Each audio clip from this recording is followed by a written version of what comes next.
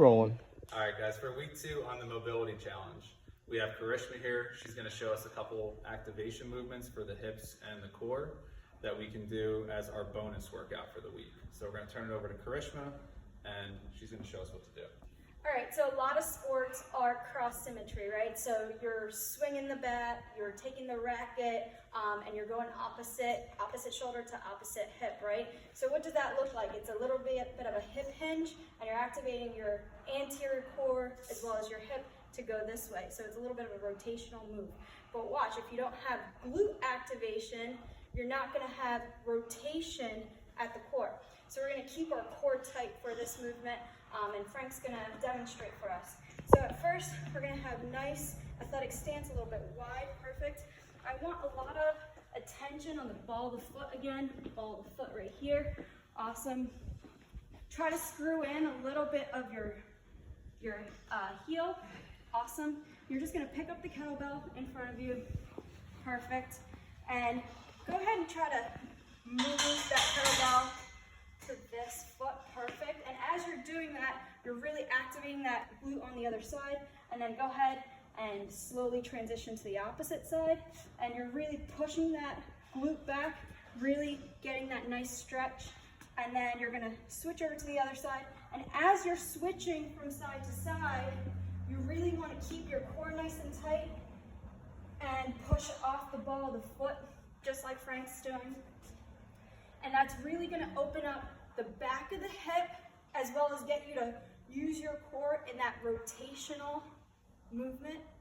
So you can actually create steel abs, steel core, steel obliques, as well as link them with your hip. And how many of those should we do, Karishma? I would say like four sets of 10. All right, so that's it. 4 sets of 10 we're going to do as movement number 1 for the bonus, and movement number 2, we're going to go up against the wall. Yep. So back to the wall. We're gonna go 90-90, so butt off the wall, feet on the wall, perfect. Move back just a little bit, Frank, perfect, awesome. You're gonna bring these 2 feet a little bit closer, perfect. Chin tucked, ribs neutral, neutral spine, neutral pelvis, perfect.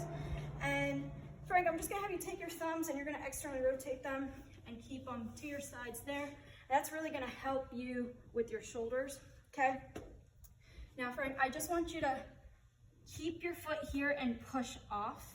So I want you to push off the wall, perfect, and take this toe and really push down to the floor. So with that being said, your hips are gonna come off the floor, you're gonna activate your hamstring, you're gonna activate your glute, and you're gonna stay in that position for about 30 seconds. We're gonna do this 4 sets of 30 on each side.